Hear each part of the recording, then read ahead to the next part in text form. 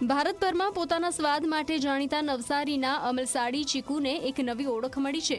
ગુણવત્તા, આકાર, રંગ અને સ્વાદ થકી દેશના ઉત્તરી ભાગમાં માંગ ધરાવતા નવસારીના અમલસાડી ચીકુને ભારત સરકાર દ્વારા જીઆઈ ટેગ આપવામાં આવતા ખેડૂતો, વેપારીઓ અને કૃષિ વૈજ્ઞાનિકોમાં આનંદ છવાયો છે।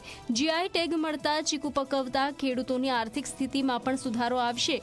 ગુલાબભાઈ પટેલે સૌપ્રથમ પોતાના મિત્ર ફકીર મહેતાના સહકારથી મુંબઈથી ચીકુના બીજ મેળવી ચીકુની ખેતી શરૂ કરી હતી। ત્યારબાદ અમલસાડ સાથે ગણદેવી અને આસપાસના વિભાગમાં ચીકુની ખેતી પ્રચલિત થઈ અને ગણદેવી બાગાયતી પાકનું નંદનવન બન્યો છે।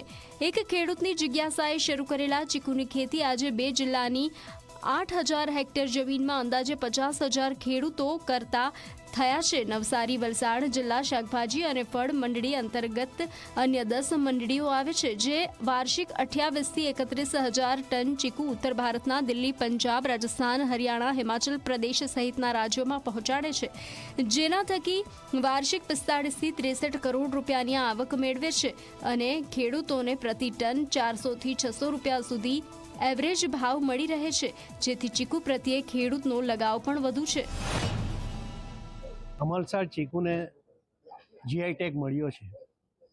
એ અમલસાડ ચીકુની ખાસિયતમાં એ છે કે અહીંની આબોહવા, અહીંની જમીન ને અહીં જે નદીઓ છે એ નદીઓમાં જ્યારે ફ્લડ આવે ત્યારે એ ફ્લડનું જે કાંપ આવે એ અહીંના નદી કિનારેના જે જમીનો છે, જે ગામો છે, એમાં એ પથરાય અને એની જે ચીકુનો જે સ્વાદ છે, એનો જે કલર છે, એ કંઈક બીજા ચીકુથી કંઈક અલગ પડે છે।